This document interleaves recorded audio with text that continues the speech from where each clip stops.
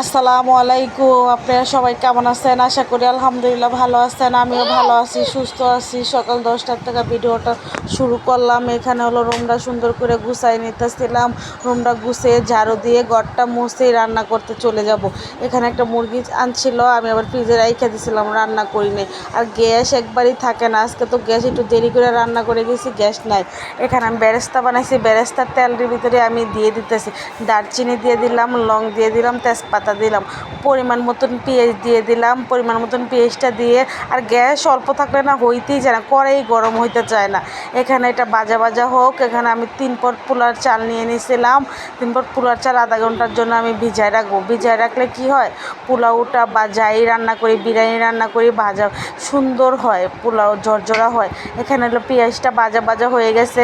2 চামচের মতন আমি আদা রসুন বাটা দিয়ে দিলাম। 2 চামচ আদা রসুন বাটা দিয়ে তার পরিমাণ মতন পানি দিয়ে দিলাম। পানিটা দেওয়ার পরে হলো এখানে হলো এক এক করে সব মশলা আমি দিয়ে দিব। এখানে হলো এই যে এইটা লবণ দিয়ে দিলাম, লবণ 2 চামচ দিছি। দইনা গুঁড়া দিব, তারপরে হলো লাল মরিচের গুঁড়া দিব, আর অল্প লাল মরিচের গুঁড়া আজকে দেবো। আজকে তো অন্য সিস্টেমে রান্না করতেছিলাম, হাতের সব মশলা দিয়ে রান্না করতেছিলাম আমি। এখানে লাল মরিচের গুঁড়াটা দিয়ে এটা সুন্দর করে আমি কষাই নিব। কষে এখানে হলো যে মশলাটা আমি বানিয়েছি, দারচিনি আছে, লং আছে, জয়ত্রী আছে, জয়ফল আছে, তারপরে সব এটা আমি ব্লেন্ডার করে নিয়েছিলাম একটু সুন্দর করে ভাইজা। এখানে হলো মশলাটা দিয়ে আমি সুন্দর করে আবার কষাবো। কষাইলে না, বেশি কষাইলে বেশি মজা লাগে খাইতে। রান্না যাই আপনারা যাই রান্না করবেন, কষানোর ভিতরেই মজা লাগবে। এখানে আমি বাদাম বাটা দিতে আমি ভুলেই দিছি।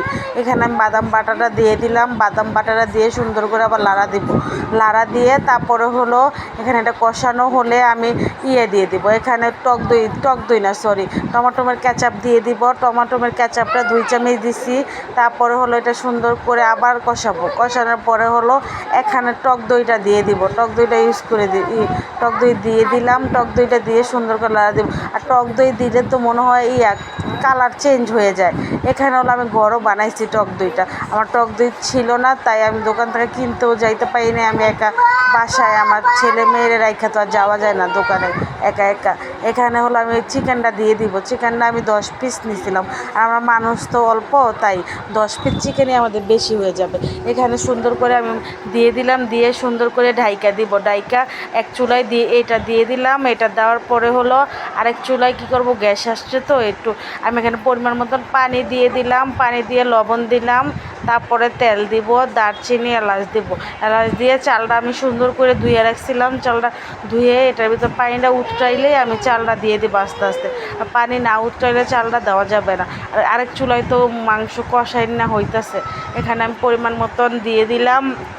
যে চালটা উচ্চ হয়ে গেছে পানিটা, চালটা দিয়ে তারপরে সুন্দর করে আমি ঢাইকা দিব। ঢাইকা না দিলে না, 2 চুলায় তো গ্যাস, অল্প অল্প গ্যাস দিয়ে রান্না করতেছিলাম। একটু লাড়া দিয়ে দিলাম। লাড়া দিয়ে আমি সুন্দর করে আধা ফুটা হবে চালটা, তারপর নামাই ফেলবো। এই যে আধা ফুটা হয়েছে চালটা, আমি নামাই ফেলবো। এখন চালটা সুন্দর হয়েছে, অল্প গ্যাস তো, তারপরও সুন্দর ফুটছে চালটা। এখন আমি নামাই ফেলবো। এক হাতে ক্যামেরা ধরে আর এক হাতে তো রান্না করা যায় না, রান্না করতে সমস্যা হয়ে যায় এক হাতে ক্যামেরা ধরলে। এখানে মাংসটাও সুন্দর হয়েছে, কালারটা দেখছেন কি সুন্দর। আমি আবার 2টা ডিম দিছি। 2টা ডিম দেওয়ার পরে হলো আলু দিয়ে দিতেছিলাম। আমার মেয়ে বলতেছে আম্মু 2টা আলু দাও।